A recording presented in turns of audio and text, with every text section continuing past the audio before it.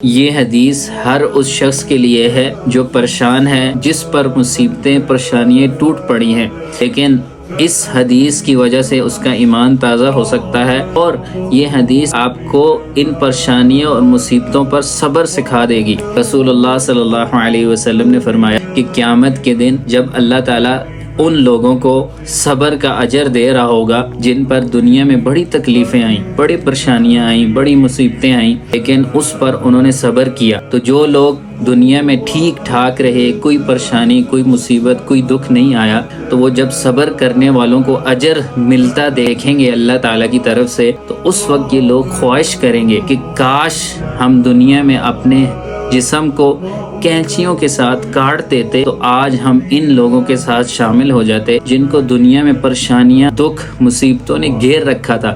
لیکن اس پر انہوں نے صبر کیا، تو آج اللہ تعالیٰ ان کو یہ صبر کا پھل دے رہا ہے۔ سبحان اللہ، بہت ہی خوبصورت حدیث ہے ان لوگوں کے لیے جو دنیا میں بڑا سفر کرتے ہیں، بڑی پریشانیاں، مصیبتیں، دکھ میں مبتلا ہوتے ہیں، لیکن اس پر صبر کرتے ہیں، تو ان کے لیے اللہ تعالیٰ نے اجر اتنا زیادہ لکھا ہوا ہے کہ دوسرا شخص خواہش کرے گا جس کو دنیا میں سب کچھ ملا تھا لیکن اس پر کوئی پریشانی نہیں آئی، قیامت کے دن وہ خواہش کرے گا کہ کاش میں دنیا میں اپنے ہاتھ، اپنی چمڑی کینچی سے کاٹ لیتا اور آج میں ان صبر والوں کے ساتھ شامل ہو جاتا۔ سبحان اللہ، آپ پر مصیبت، پریشانی، دکھ آئے تو اس پر صبر کریں، یہ اللہ تعالیٰ کی طرف سے آزمائش نہیں بلکہ امتحان ہے، تاکہ اللہ تعالیٰ آپ کو جان سکے۔ اس لیے جب بھی کوئی پریشانی، دکھ، مصیبت آئے تو ہر حال میں الحمدللہ کہیں، صبر کریں۔ صبر کا اجر واللہ بہت بہت زیادہ ہے جو آپ گمان بھی نہیں کر سکتے۔ جزاک اللہ خیرا۔